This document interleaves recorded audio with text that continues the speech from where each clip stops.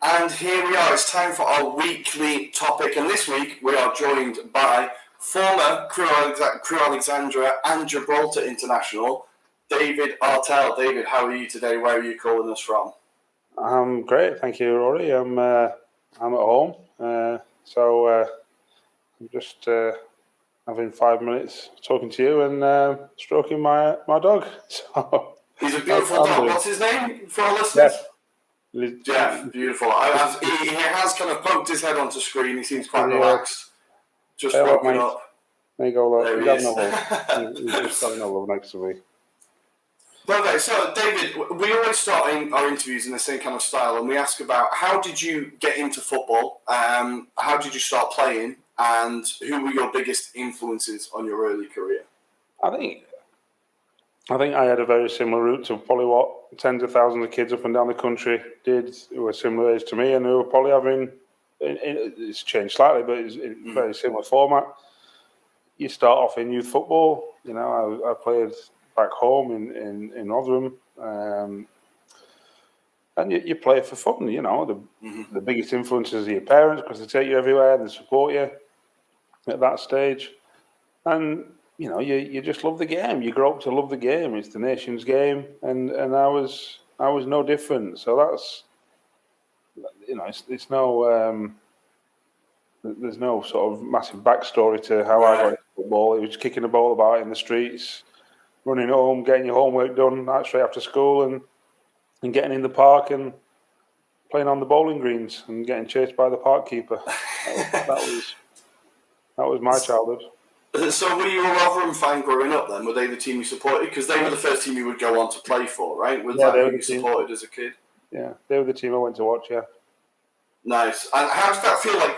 Because eventually you obviously went through their youth system, then you played for your hometown team. That must feel like, to get that dream ticked off straight away, right? How did that feel representing your hometown club or the club you supported? Yeah, I think, you know, when you grow up supporting a team and you end up playing for them, it is, you know, a dream and what have you.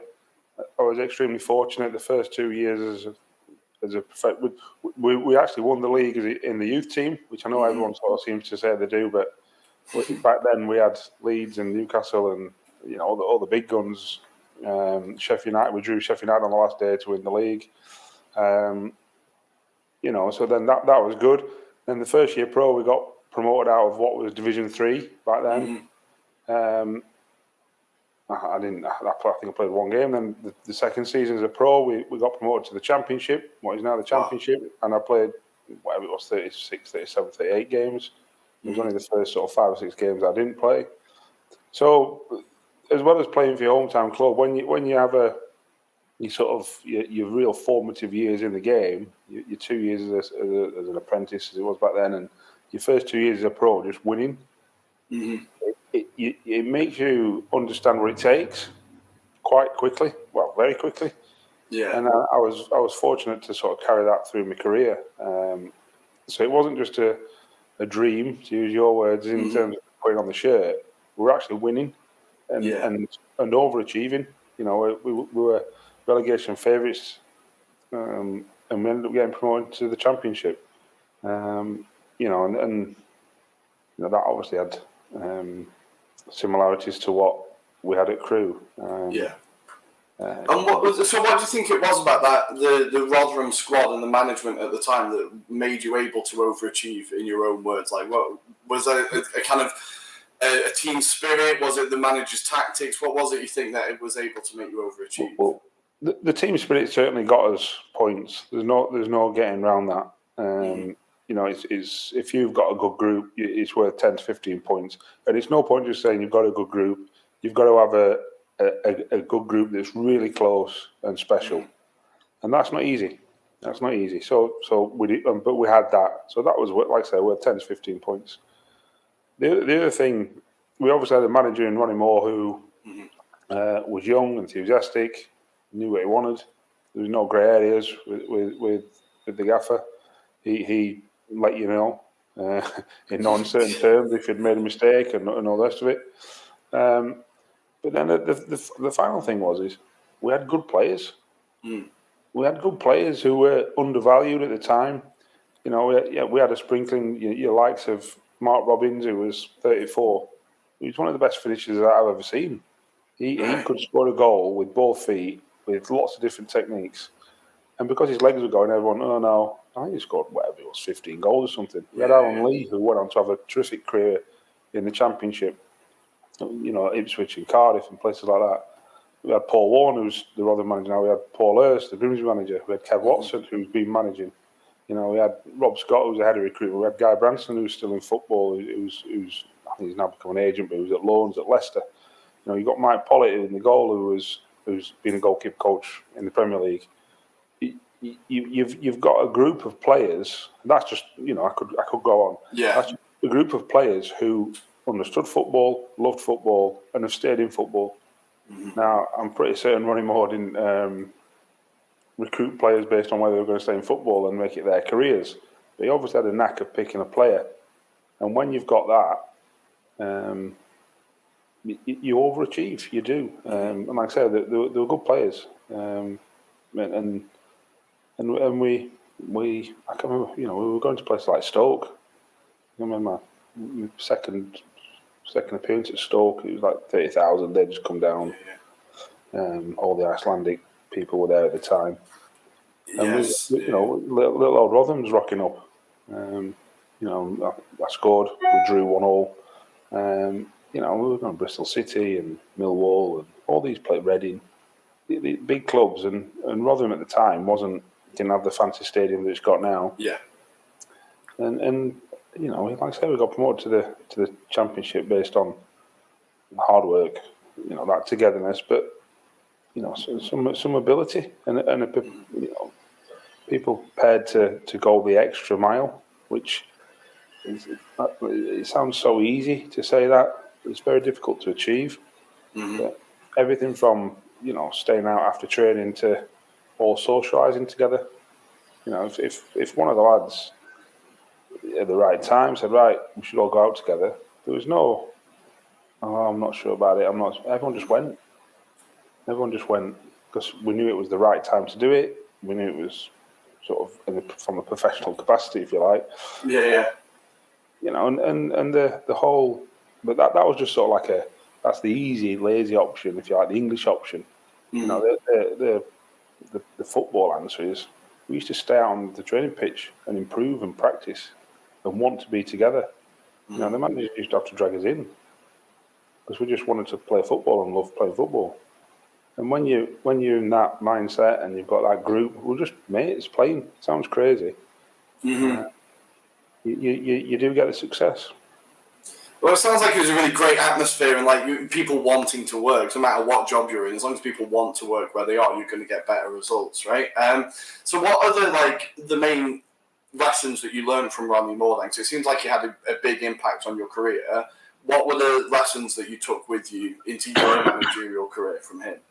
I think Ronnie was I'm forever grateful for Ronnie for giving me an opportunity in football. Because it's not easy to trust young players. Trust me. I know. We'll get onto it, I'm sure. Yeah. I know. It's extremely difficult not to show your frustrations and all the rest of it when they make a mistake, because you do. I can remember my debut was at Swansea away, and I come on and I had a heavy touch, and I gave the ball away, and next thing that the goalkeepers give a penalty away, and it was all basically because of me. Right. And I'm thinking, oh my God, and don't get me wrong, that was the back end of the first promotion. And it took me sort of 6 games in the second season where we got promoted to the Championship for me, I think, to regain the trust of Ronnie Moore. So it's, and he didn't have to put me in. He put me whether he meant to or not, I don't know. But the reason I got my chance at Rotherham really was all because of the fuel crisis. Okay. I know it sounds crazy, but it's true. Right. So we was playing Wrexham away. We just lost 6-1 at Cambridge, about the fourth league game. Yeah. And I was on the bench. It was red hot Saturday afternoon. Didn't get on. Assistant manager said to me on the way home, "Be ready. You never know." So I was sub at Wrexham. I was a bit disappointed when the team was sort of announced on Monday morning. Yeah. I've got a chance here. So anyway, we're going along the M56 past Manchester Airport towards Chester and North Wales. And at the time, we didn't know it, obviously. 7:30 kick-off. We're due to get there at whatever, 6:15. There's 4 taxi drivers going along the M56, all 4 lanes, doing like 10 mile an hour. Right.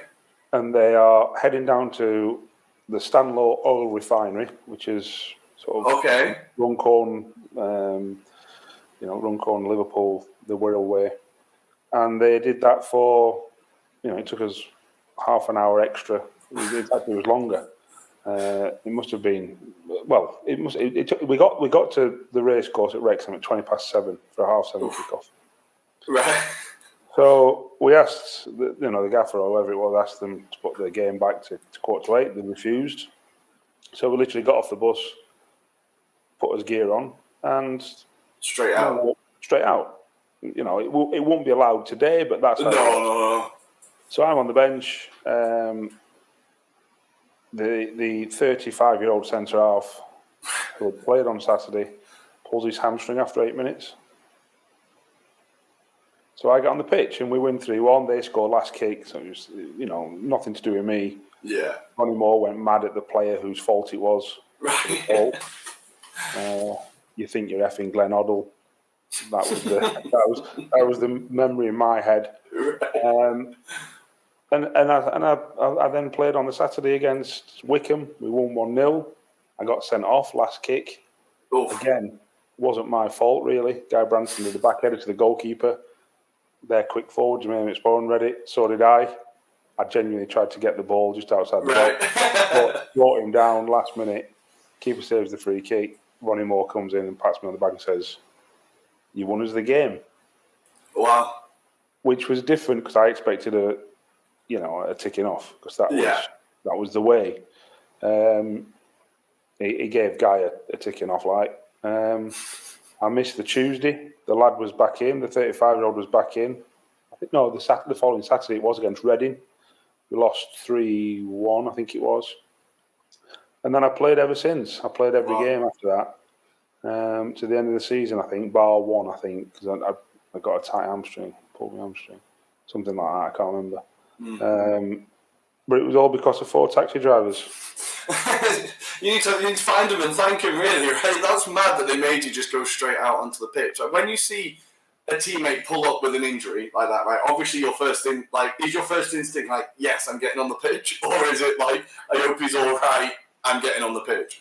No, I think the truth. If you ask any footballer, the truth is, if you're a sub and I'm a defender, I want my team to win. Whoever I'm playing for, I want us to win 6-5. Right. And I want a centre half to be at fault for all 5 goals. That's human nature. If you're a striker, you want the team to win 1-0 and the centre half to score. Mm-hmm.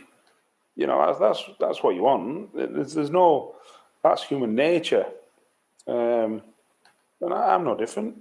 You've got to understand that as a manager. Certainly, it's not.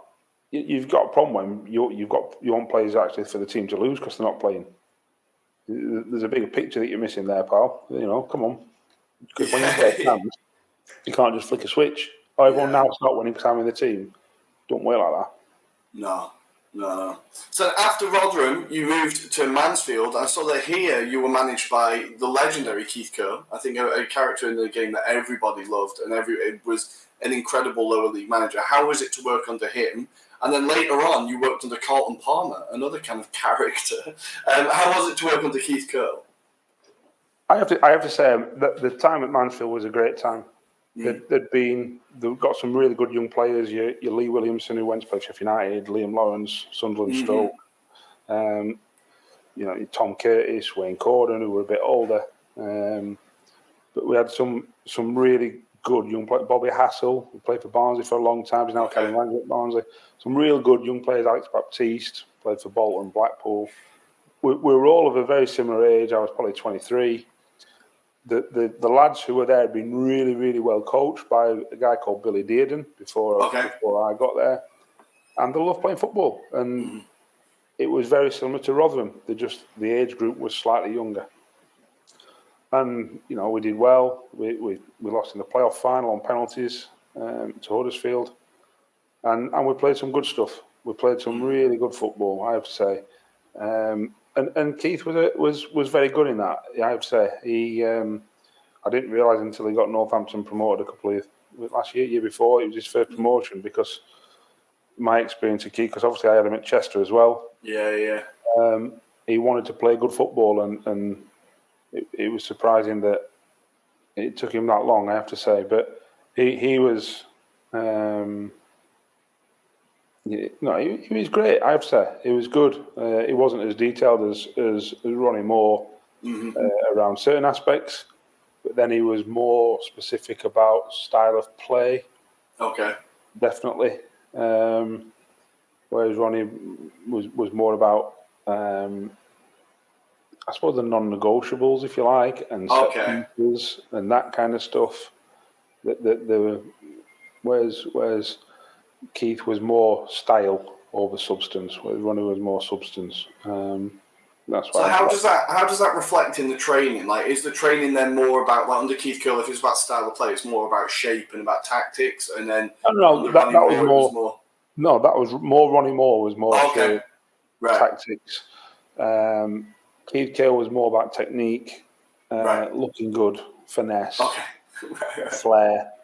That kind of stuff. So when you marry the two together, by the time you're 24, I think you've had a real good blend already. Well, it's both sides of the coin almost. Yeah.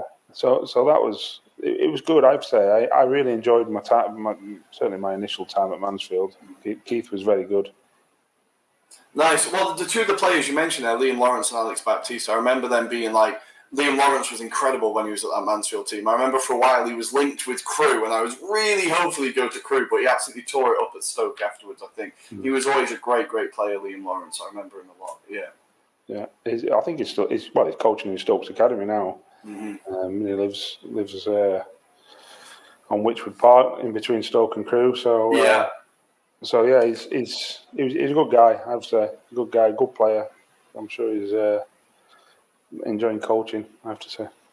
Nice. And then, so after Mansfield, we're going to kind of jump to Crewe Alexandra because I want to talk about Crewe Alex now, basically. So I grew up all my childhood watching the Alex going home and away. And I really, really fondly remember the promotion campaign with you as captain. Now, in that team, we had some incredible young players in that team. How was it to play with it? Because that was like Nick Powell, there was Max Clayton, right? Ashley Westwood, Kelvin Miller, maybe. It seemed like there was a really good batch of young players at the team. How was it at the time? How was it to captain those players? And what in your career had helped you give patience? Like, did you have to show patience to those young players? I think I think you appreciate good players. That's the first thing. And it's always nice. Nick Powell was a level above. It's quite clear. It was, every game he'd do something that was special. Didn't necessarily mean a goal, although he scored a fair few crackers. I can remember a couple at Gillingham that were outstanding. The final. So there was that. Max was a bit further behind in his development, but you could see he was going to be a cracking player, like a top player. And then you've got your Westies, who sort of, and I'm sure Westie would say this, he was just the grafter. He was just the one that'd keep going, but his techniques was outstanding. And I don't think anyone would have predicted that Westie would have the career he'd have. I don't think I'm being disparaging when I say that, because he's done absolutely terrifically well. I think it shows that when you mix the technical ability that he's got with the character that he's got, and it doesn't surprise you that he's had the career that he's had. He had the best character out of all of them. He was outstanding in terms of his determination, his doggedness, his application, his mentality. you could just see a steel inside him, where some of the others didn't have that. That's the truth. I look at the players who I've played with, who I've managed, who I believe are going to have the best careers, and the ones that are, and West is one of them. They're trained every day. Yeah. It sounds crazy, but some players don't train every day. Or I'm on about over the course of the season. They might have missed a month in sporadic bits. And more importantly, they've trained properly. Mm-hmm. They've trained with purpose, which sounds, surely every day that happens. It doesn't. No. Some people just go out and go, right, what we're doing today? I'll pass it drill. Oh, there you go. This will do. Yeah. The likes of Westies, Harry Pickering was one. Charlie Kirk was one. Proper techniques.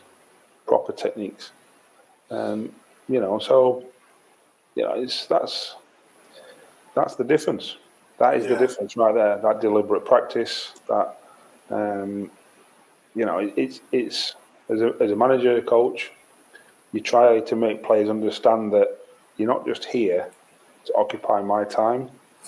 Yeah. You're just not. You're here to improve. Your head has got to be in the session. You've got to understand what you're doing. You've got to critically analyse every pass that you're doing, a passing drill, and sprint to the next cone or jog or whatever that physical output is.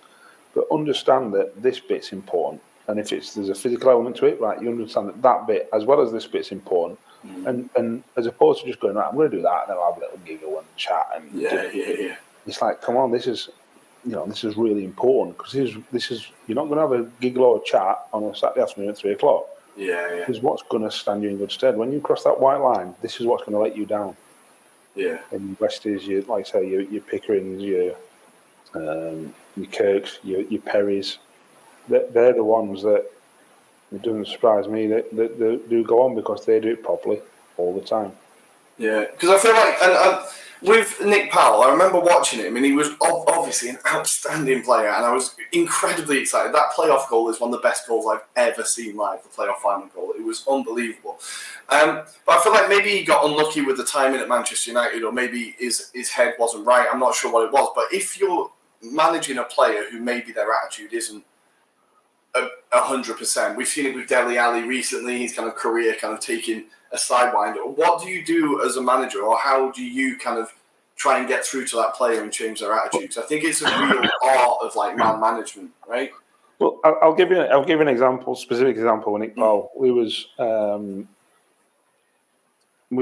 out training one day, just starting the session. We were doing what a rondo or a circle. Okay. Yeah. I think everyone knows what one of them is.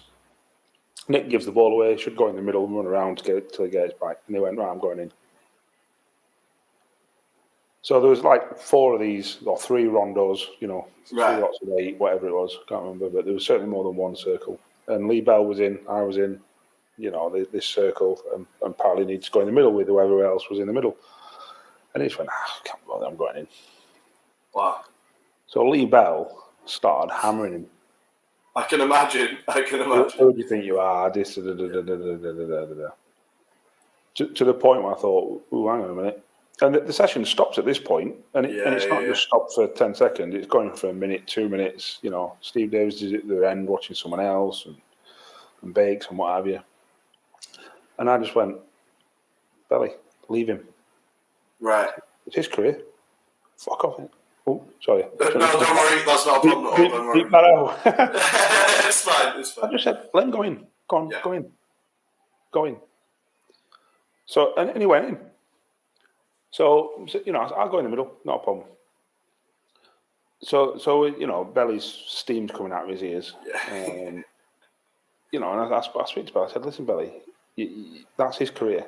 Mm-hmm. Now's not the time. He's not wasting my time. I'm here to improve. And he's not dragging me down. He's a brilliant player. But he's not going to drag me down. Right. He's not going to drag you down. He's not going to drag us down. So that was that. And then I ended the session. I can remember going in and speaking to him and saying, listen, I said, if you want to do that, that's your choice.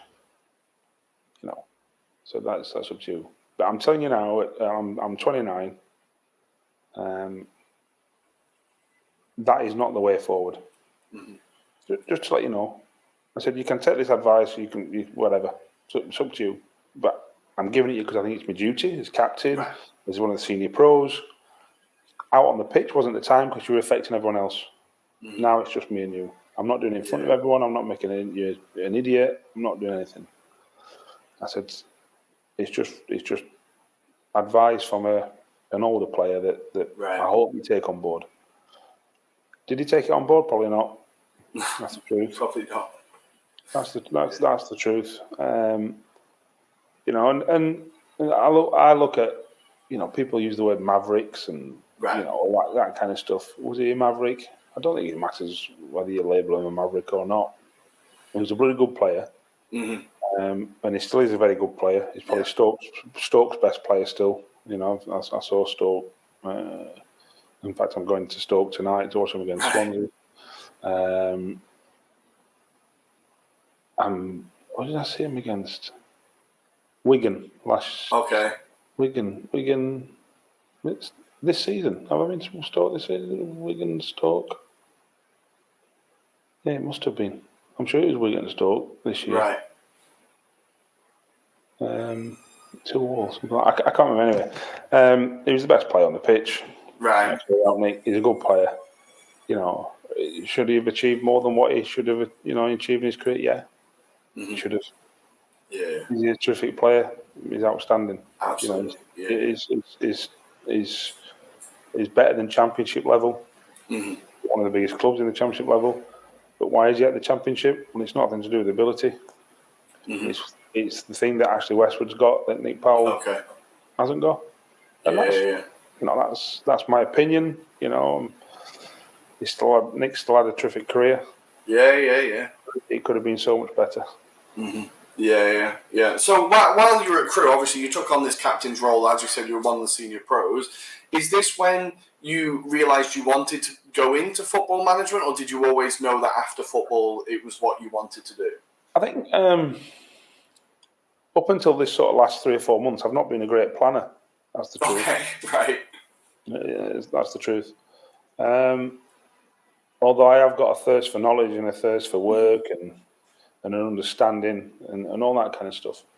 But I've never really mapped out where, if you like, where. What I understood when I come to Crewe extremely quickly was my place, was my role. I don't just mean defender. I mean mentor. Yeah. Really. Player mentor. Sounds crazy, but that's what it was. And the example I've just given you, there's lots of others. I can remember one before the semi-final second leg at Southend, but I don't think I want to tell you. You know, and I think when players come to you, I think I've said it before. When players come to you and say, "What do you think about this? What do you think about that?"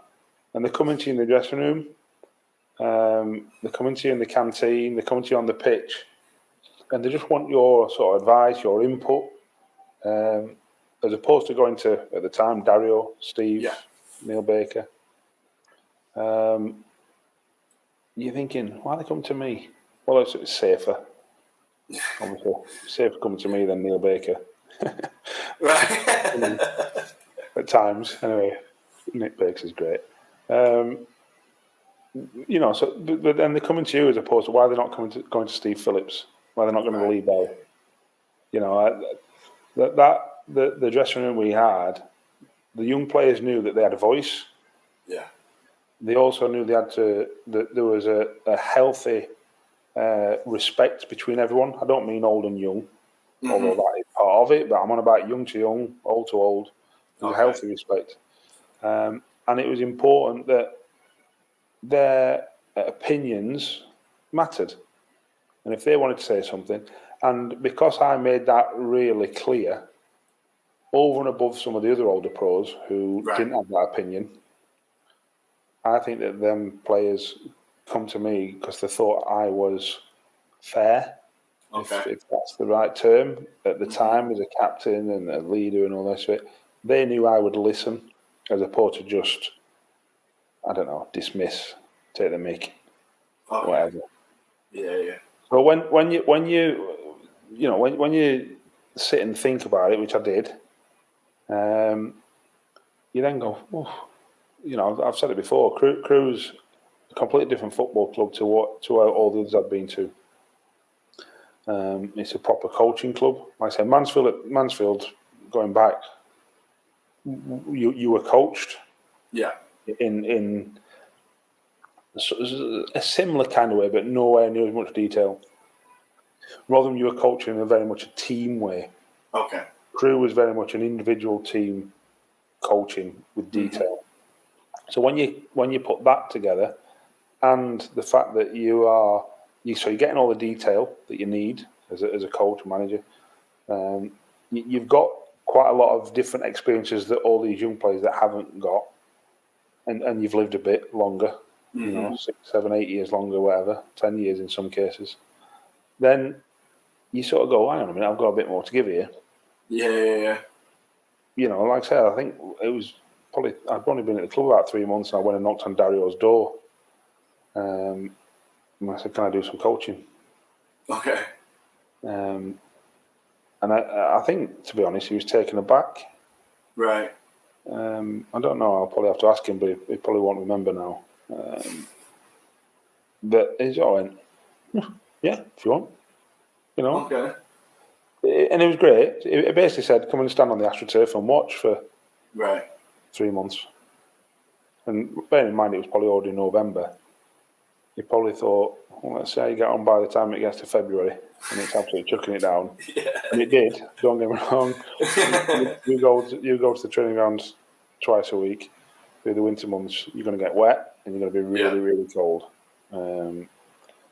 Because especially when you're just watching. When you coach in session, it's a bit different. It goes a bit quicker and all that kind of stuff. And that's what I did. That's what I did. And I started coaching a bit, taking one section of the session. And then in the second year, you take a bit more and you do a bit more. And then obviously, I got released after just getting promoted straight after the playoff final. Ended up signing for Northampton and realising, I was coming up and down the motorway twice a week to coach. Yeah. Northampton Crewe, so it's a bit of a bigger commitment than just staying at the training ground after training twice a week, or going back home. Chester to Crewe is only 45 minutes. Northampton to Crewe is it's a fair old trek. It's a fair old trek to get wet on a cold Monday night kind of thing, taking some 14-year-old or 15, 16-year-olds as it was. But you do it.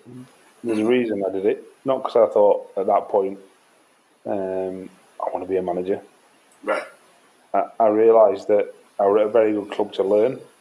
Yeah. And I realised I wanted to get better as a player. And one of the ways you can get better is learn how to coach. Yeah. If you learn the game more, you'll become a better player. I wish I knew now what when I was 20. Yeah. So much a better player. Yeah. So that was the reason, really. And then that sort of led to,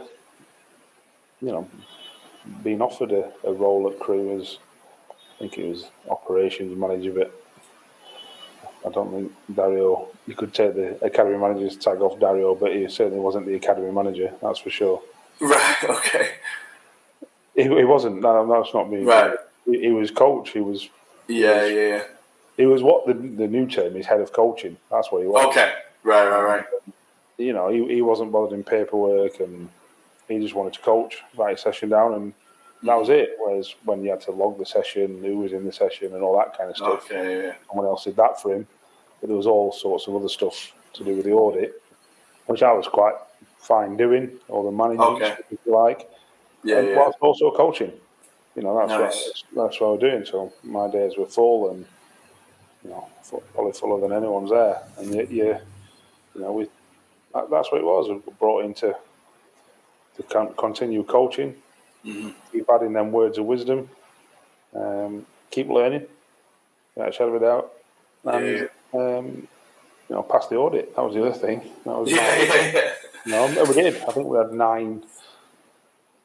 I think there was only 9 sort of like action points. Okay. Whereas I think the last audit was something like 56 or something like that. So right. we did really well on that because it's not. There's a lot of funding, a lot of money. Yeah. So it's important. Within Crewe Alex, you said it's a very like individual, it's a very kind of unique club. What I love about the club is just the sheer focus on youth, on like giving youth players a chance, and like the production of young players. Is that something that attracted you to managing then? Like, was it like how did you manage that ethos? Because I feel like not many clubs sheerly focus on young players, and we don't tend to bring in, like, we don't do transfers in general. Really, most of our team tends to be young players. What are the challenges of that, and is that something that made you want to take the job? Excuse me, sorry. When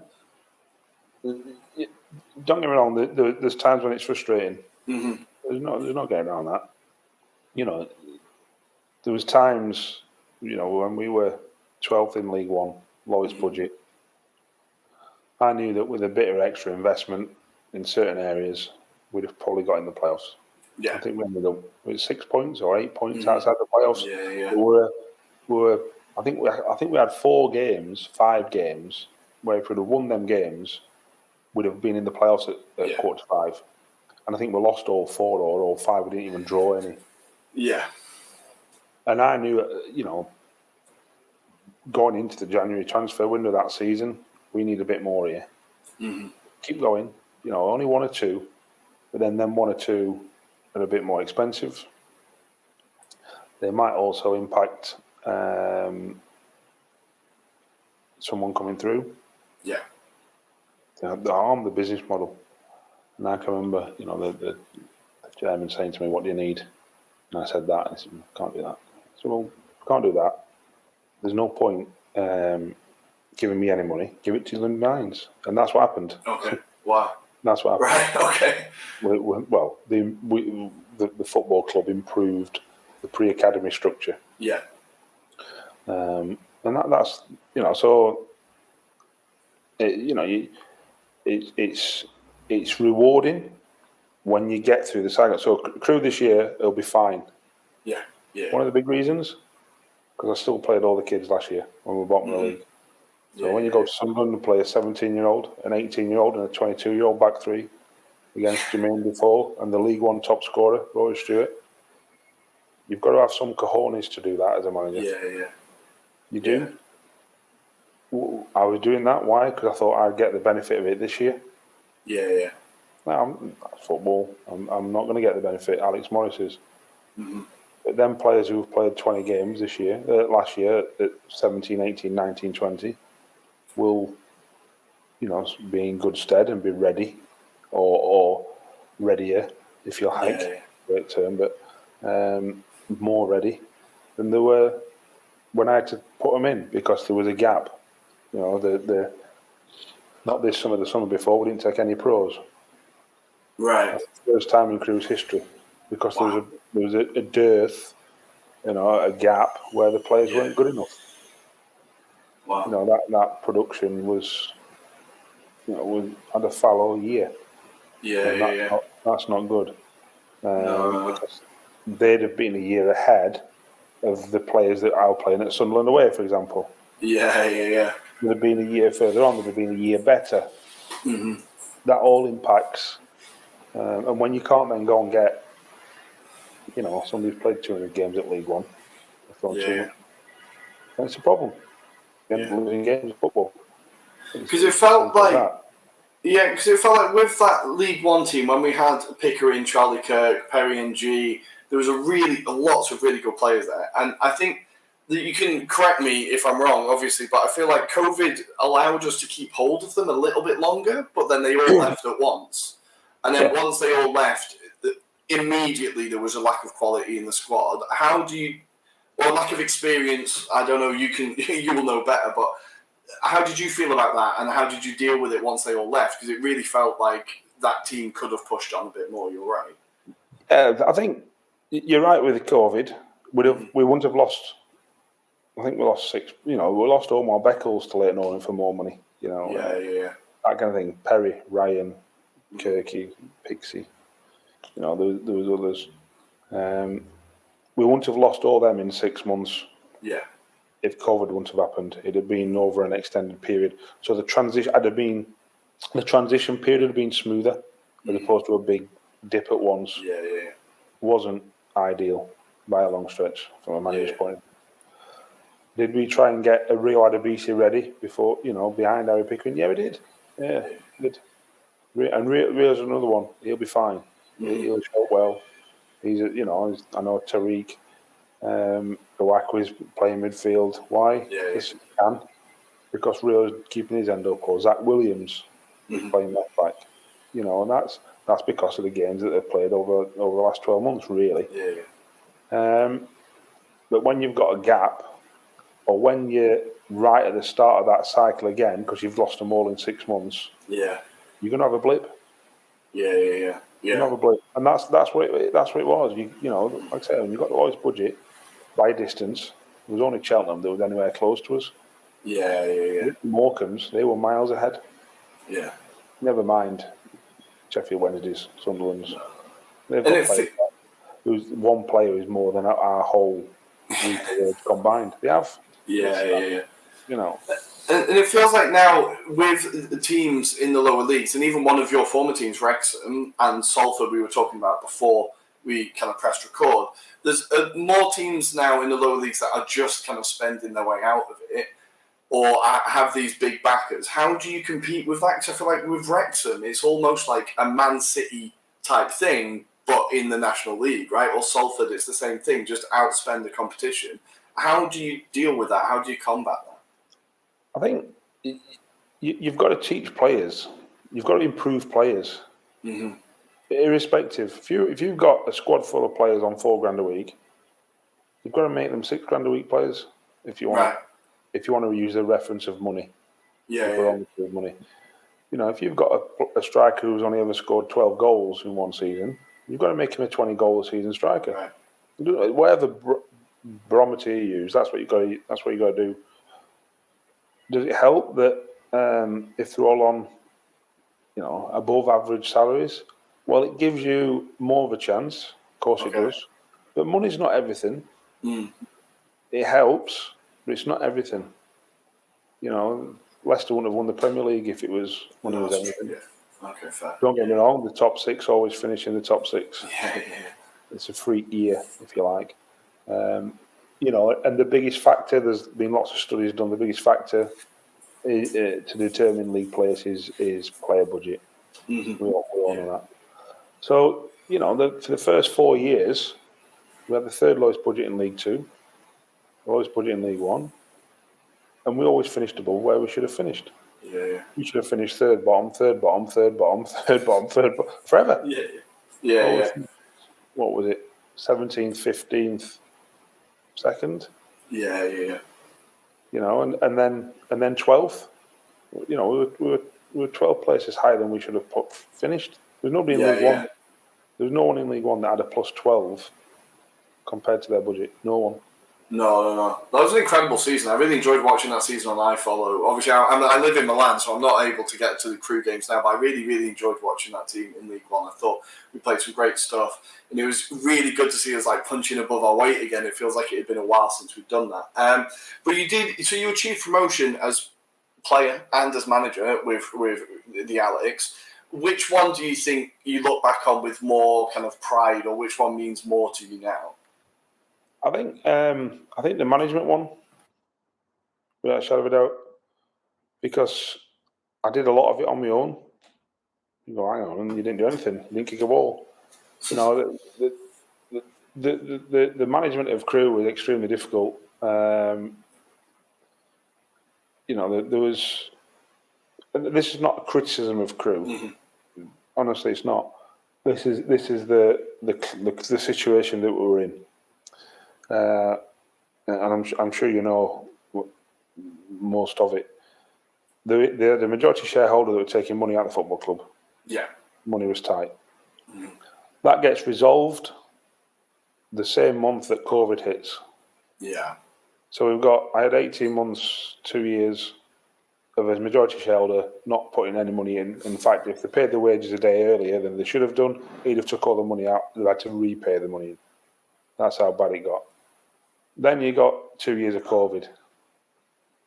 Then, certainly 18 months, but give or take, you're talking a severe shock and hit to the finances. So throughout my sort of certainly coming up 5 years, there was no money. No. So I didn't have a chief scout. I didn't have a head of recruitment. I was doing everything. Right. And I mean everything, going to games, prepping games, coaching, managing staff, managing players, the whole shebang. I can't wait to get have a go with better resources. Okay. Yeah. And a better team around me. That's not being disparaging to Kenny or Alex, or that's just the situation we're in. Yeah. Is, that's and that was the hand that we were given, and we had to get on with it. So when you put all that, plus there was Crewe were at the centre of a global crisis. Yeah. Which didn't exactly make things easy. There were also a drain on finances from legal fees and all that kind of stuff. And, there's a lot going on. So I can't wait to get into a club that actually goes, right, well, and I go, oh yeah, when you go head of recruitment, nice to meet you. Yeah. Because the irony was, because we'd got back on his feet, the club had got back on the feet financially.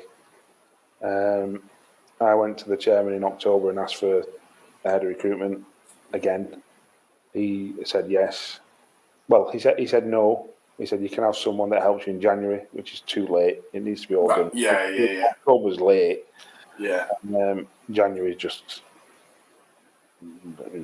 shouldn't have been bothered. But I think we give a guy $3,000 to help us for a month. Okay, right. It doesn't anyway. And then I asked him again in February, and he said yes. And the irony is that I'd put the structure to the board that had been agreed and what have you. Gone through the interview process, appointed someone, and the chief scout and the head of recruitment come in on the Monday morning, and I got sacked Monday afternoon. But I'm only telling you because that's no. But that's what happened, right? Don't think I'm saying this out of any sort of bitterness. I'm eternally grateful for what Crewe's done for me. Eternally grateful. Well, there's something you touched on there, and we can talk about it as much or as little as you want to, really, because I know it's a very sensitive topic. But as a Crewe fan, obviously there was legal issues that came out about historically within the club, things that happened. Now, how do you deal with something like that? I think as a fan, it made me really reassess my my relationship with the club, my relationship with the memories of how I grew up with that team, etc. Most of the people I think who were involved have now left the club or aren't involved anymore. How do you deal with that as well? Like something that's completely before you were there, out of your control. How do you deal with that? Difficult. Yeah, it is. I think you've got to try and. I think there was, on one hand, it was good that I hadn't been at the club as a youngster. Okay. I was an outsider in that sense. Yeah. It's still not easy because you don't know the detail. Yeah. Or I don't know a lot of the detail, that's for sure. And I haven't met anyone that's been through it. So I'd only heard and still only heard one side, really. Yeah. Having said all that, you're the face of the football club. Yeah. You're the professional voice of that football club, and you've got to remain professional. It was extremely difficult to answer some questions at times. One, sort of knowing what I knew, on one hand. On the other hand, not knowing anything. Yeah. I'm going, oh, Jesus. And you've got to think on your feet. You've got to think on your feet really quickly, especially when you get some of the national newspapers. Asking you the same question, sort of 6 times on the trot, but in 6 different ways, in the hope that you slip up. That's what happens. And you've got to remain professional at all times. Mm-hmm. You know, there's some things that I wanted to say. There's some things that I didn't want. Some questions that I definitely didn't want coming up, but did come up. Well, you've got to answer them, and you've got to be professional. And I think one of the things that sort of doesn't get mentioned, if you like, is that I don't think throughout any of it there was a headline surrounding the manager or the team. No. It was only there was only once I got into a bit of bother. The straight after the Sheldon report was published. Yeah. I actually said the word sorry in an interview. Okay. I got into a bit of bother for that. And I think there was a headline or two. But I don't Do you think? I don't think it was a particularly bad stance at that point. But I've got to be extremely careful, even now, what I say. No, well, listen, and I don't want to push you like any further, really. I just want to kind of say that I personally was disappointed with how the club handled it and how people at the club handled it. I think it could have been handled much, much better. Do you feel like you were supported enough through it, or? I don't think. Well, again, it's not about whether what you supported through that. No. Did we have a press officer? No. You know, do you have to work it out? I'm eternally grateful, like I said, that I have to stand there straight after a game. Usually, emotions are high. Mm-hmm. You've got to think before you come in front of the camera or front of the microphone. Right, what's the line I'm going to take about the game? Mm-hmm. Win, lose or draw, it's the same thing. It's obviously easier when you win. Right, what the questions I'm likely going to face, bearing in mind that this has come out yesterday, this is the situation we're in, right, how do I answer them? And you've got to have 5 minutes to yourself. Mm-hmm. You've got to try and work it all out. And if you get caught out with a question that you hadn't thought of beforehand, that a media officer might have thought of and might have helped you with, well, then you've got to make sure that you are professional. Yeah. You don't have to answer the questions. Don't get me wrong. If you just said no comment, you look guilty as hell. The question is you're guilty of it. You know, oh, that must have happened because he said no comment. So you can't I don't know, plead the Fifth Amendment or anything like that. But at the same time, you've got to put it in a way that protects the football club. That's what you're paid to do. That's what your job is. That's even now. That's what you got to do. Okay, well, I think we're going to take a slight turn, and I want to focus a little bit on your international career as well, because you did make some appearances for Gibraltar. Firstly, I want to ask you, how did that come up, and like, how were you approached? How does it feel to represent a nation, like a football nation being born? Right, it was the start of that country competing. So, how did it start? How did it feel? Well, what happened is they were applying to become the 54th member of UEFA, and then they got accepted. They played a friendly against Slovakia, because the head coach at the time had coached in Slovakia, and then my dad wrote a letter basically to the Gibraltar FA and said, you know, my son's eligible because I was born in Gibraltar. Wow. They sent a letter or email, and basically said, all right, we didn't know. Thanks for letting us know. And I think they were due to play 2 more games. They might have played them games, I can't remember. And then suddenly it was like, all right, yeah, this guy is, you know, we'll have him. And you ended up playing, I think I was 34, and let's be honest, I I wasn't the quickest in my prime. Right. I was certainly not quick enough for international football at 34, but I ended up playing 7 games. That was, for me, it was one of my, if not the proudest achievement. Yeah. And people will mock, it's only Gibraltar. No, it wasn't about necessarily Gibraltar as such, although I'm extremely proud to play for Gibraltar. It was I believe, a reward for a career that was based on hard work, never giving up, Nice, being committed to the profession, and you end up playing 7 games at the highest level against the world champions in Germany. Well, this is it. Like, you played against Germany, right, which is incredible. Like, how do you prepare for that game, right? Because you are a new nation. You know you have expectations, right? And you're coming up against a team like that. How do you prepare? Do you set yourselves objectives for the game? Like, how do you prepare for that? Well, the manager at the time, he brought each half down into 15 minutes. Said, right, we need a clean sheet the first 15 minutes, clean sheet 7-15, all that kind of stuff. And we had a game plan.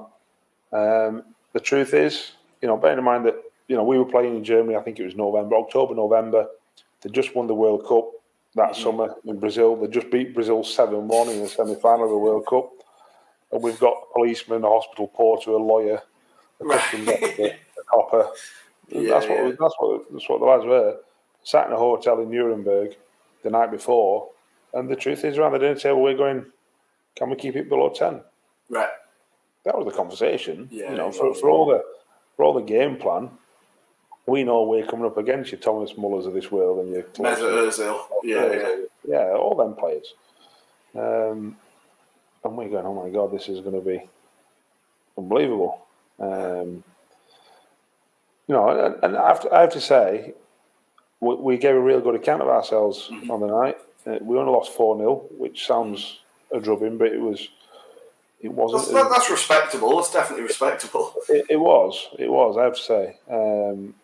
Manuel Neuer pulled off one of the best saves I've ever seen. Right. So we could have even scored. It's when you're playing in front of whatever it was, 40,000. It wasn't at Wembley. It was a provincial stadium, if you like, a club stadium in Nuremberg. But you're playing in front of 40,000. You're playing with all these literally superstars. Yeah. And it was a terrific experience for us all. I have to say, it was a real good experience for us all. And it's one that I look back on fondly. Nice. Well, David, thanks for this. Before I let you go, we have a few questions that we ask every guest before we go. So just nice, quick-fire questions. Firstly, who is the best footballer or the best player that you played with? Nick's certainly up there. I have to say, Nick Powell. Mark Robbins. He was just outstanding bloke. Again, manager of Coventry. Yes. Yeah. Another one. Didn't mention him before. Best player I've played with. Don't know. Actually, probably one of them two. Okay. Thinking about it. Nice. I don't know. And who's the best player you've played against?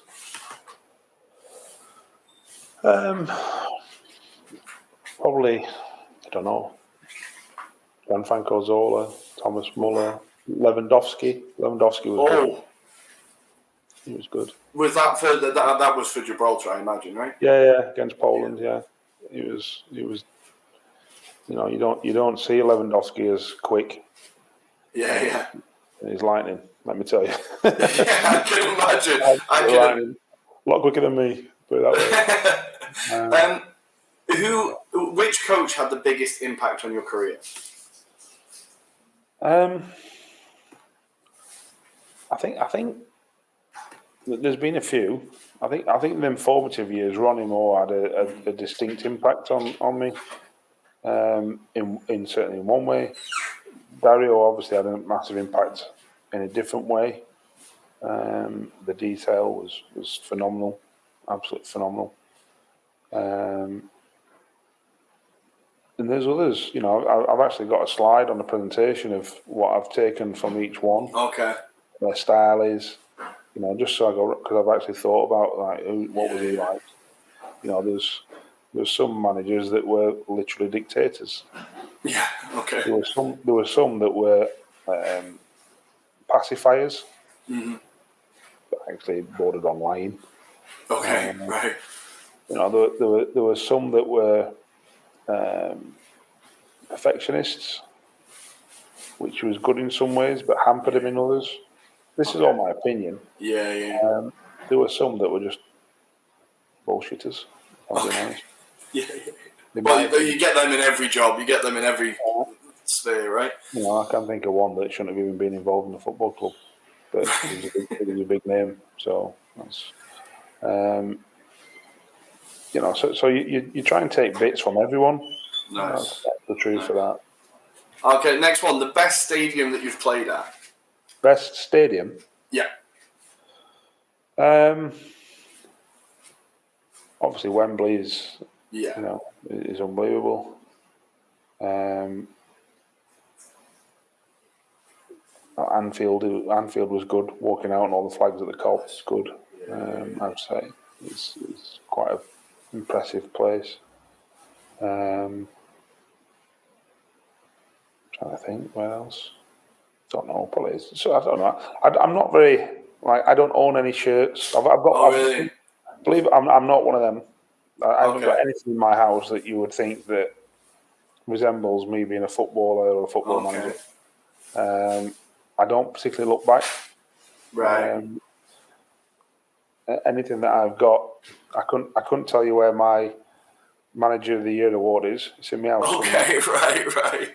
I think it's actually in the bottom of my wardrobe, but I don't actually know. I'll take it if you want. I can just have it on the shelf here. It'll make me look a bit more professional. I'll have it quite I happily. think I'll give it my dad first. My dad, you know, I don't actually know what it is, but I got a lovely shirt off Perry NG when he signed for Cardiff with a lovely little message on. I'll certainly keep that. I probably should have that framed actually, but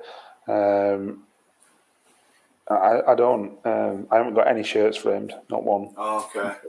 So when you're saying, well, you know, stadium and all, I'm going, I can't, you know. Well, there's only two more. There's two more questions. I'm just going to ask you the best match you've played in and your favourite goal you've scored. Best match? Yeah. A game you look back and go, that was a great, like, I enjoyed that, or it was great to watch, or it was a great experience. One of the biggest ones, which you won't like the sound of, was when I was at Morecambe. Okay. And we were 3-1 down.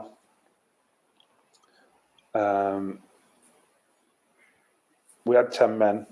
Yeah.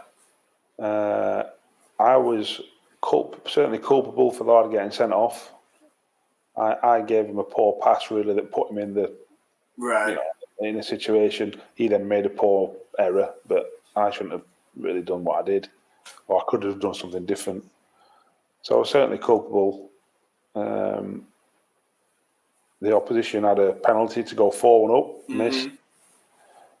We scored 87, 90, and 96 to win it, 4-3 with 10 men. And you go back to, I think we finished 4th that year. Yeah. You know, Morecambe, lowest budget in League Two at the time. To finish 4th in League Two was a phenomenal achievement. Phenomenal. You know, and you go back to team spirit and all the rest of it. That was one that we should never have got anywhere close to winning that game. Right. Because the team that we were playing was Crewe. Yeah. They were unbelievable. They had some unbelievable players. You know, your Calvin Zolas, your Westies, and all that kind of stuff. Sean Miller. You know, they had some real good players. It's a very Crewe thing to happen. It does feel like a typical Alex thing to happen. That I'll be honest. Yeah. So your favourite goal you've scored? Favourite goal?